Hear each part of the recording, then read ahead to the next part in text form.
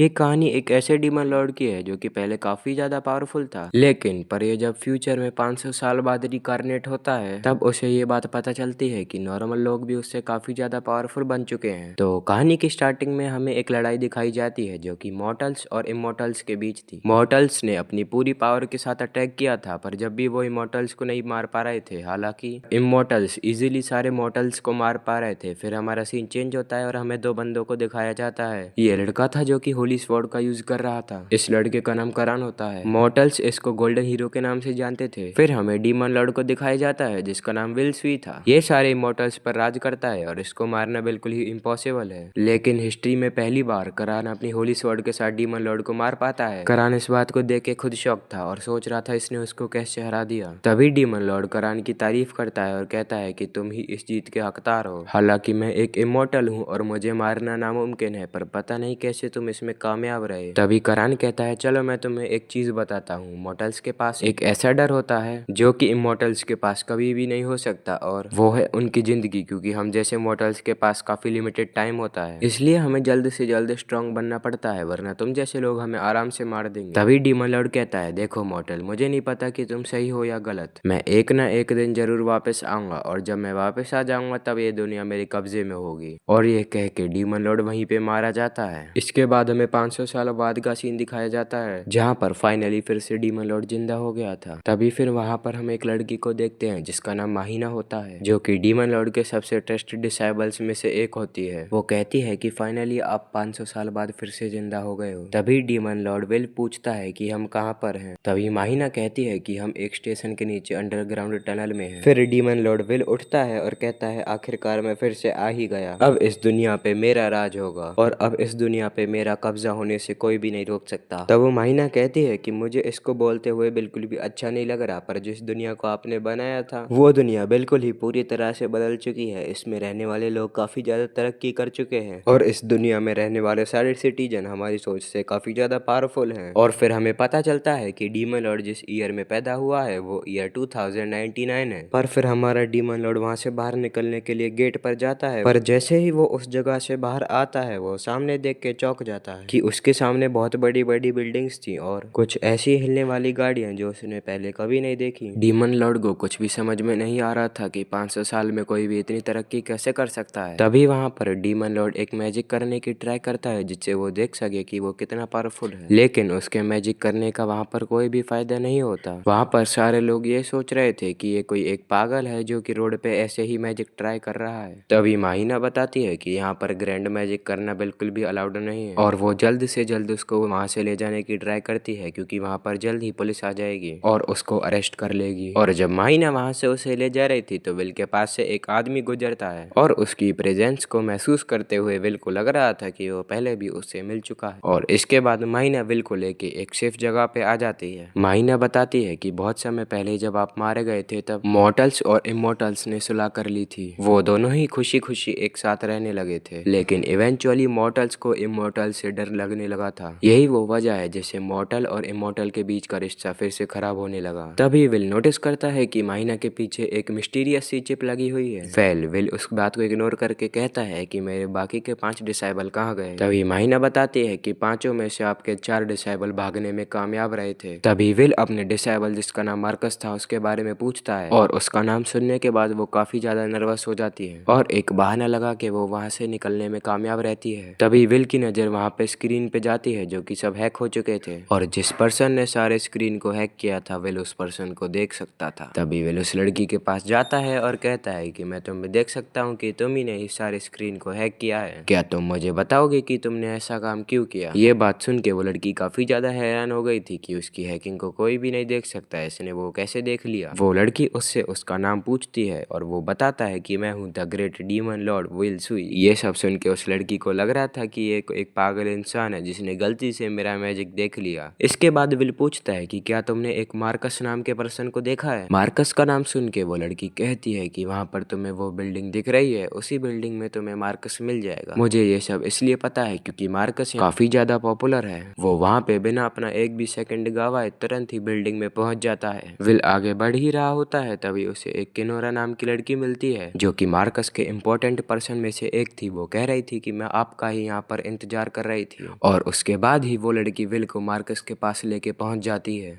Marcus को देख के विल काफी ज्यादा खुश था, पर वहां पर मार्कस कोई भी रिएक्शन नहीं देता और कहता है कि विल तुम यहाँ पर बता सकते हो कि तुम यहाँ पर क्यों आए हो। विल कहता है कि मैं फाइनली 500 साल बाद फिर से आ चुका हूँ। हम एक मिलकर ऐसी दुनिया बनाते हैं जहाँ मेरा राज हो। ये बात सुनकर मार्कस बहुत ही जोर जोर से हंसता है और कहता है कि मैंने तुमसे ज्यादा पागल इंसान आज तक नहीं देखा। मार्कस के मुंह से ऐसी बात सुन के विल बहुत ही ज्यादा गुस्सा हो जाता है। वो अपने मैजिक की मदद से हमला करने वाला था, तभी वो लड़की अपनी कटाना से उस पर वार कर देती है। हालांकि विल उसको डॉज कर लेता है, पर तभी उसके हाथ पे कट लग गया था। विल नोटिस करता है कि किनोरा की गर्दन पे वही चिप है जो कि माहिना की गर्दन पे भी थी। मार्कस वहाँ पे उठ के हंसने लगता है और कहता है कि विल तुम एक डीमन लॉर्ड हो और मेरी सेक्रेटरी ने ही तुम्हारे हाथ पे घाव दे दिया और तुम मेरे साथ इस दुनिया को तबाह करने की बात करते हो। विल अब तुम्हारे बस की कुछ भी नहीं रहा, तुम्हारी पावर यहाँ पे अब बहुत ही ज्यादा कम हो चुकी है। अगर तुम अपनी जान की भीख मेरे सामने मांगोगे तो मैं इसके बारे में सोच सकता हूँ। विल को वहाँ पर बहुत ही ज्यादा गुस्सा आ रहा था। वो अपने मैजिक को एक्सटेंड कर देता है और बिल्कुल मैक्स लेवल पे ले जाता है, पर मार्कस उसके अटैक को इजीली ब्लॉक कर देता है। विल हैरान था कि मार्कस ने ऐसा कैसे कर लिया। मार्कस कहता है कि तुम सोच रहे होगे कि मैंने ये सब क्यों किया। नहीं, रियल क्वेश्चन ये है कि मैंने ये सब कैसे कर लिया, क्योंकि मुझे मैजिक यूज करना ही नहीं आता। तभी मार्कस अपनी गर्दन को दिखाता है और कहता है कि तुम्हें ये चिप दिख रही है, इसकी मदद से मैं मैजिक को यूज कर सकता हूँ। इसको फैमिलियर कहते हैं। इसकी हेल्प से कोई भी आदमी कैसा भी मैजिक यूज कर सकता है। और कहता है कि तुम टेंशन मत लो विल, कि मैंने इसको ऐसे ही डिजाइन किया है कि तुम इसको यूज ही नहीं कर पाओगे। ये बात सुन के विल को काफी ज्यादा बुरा लगता है और वो अपने मैजिक को दोबारा एक्सटेंड करने की कोशिश करता है। वो अपने कोड ब्रेकर की हेल्प से उसके मैजिक को फिर से कैंसिल कर देता है और कहता है कि द डीमन लॉर्ड विल, अब शायद तुम्हें दुनिया पर राज करने के प्लान को छोड़ देना चाहिए, क्योंकि अब तुम बहुत ही ज्यादा वीक हो गए हो।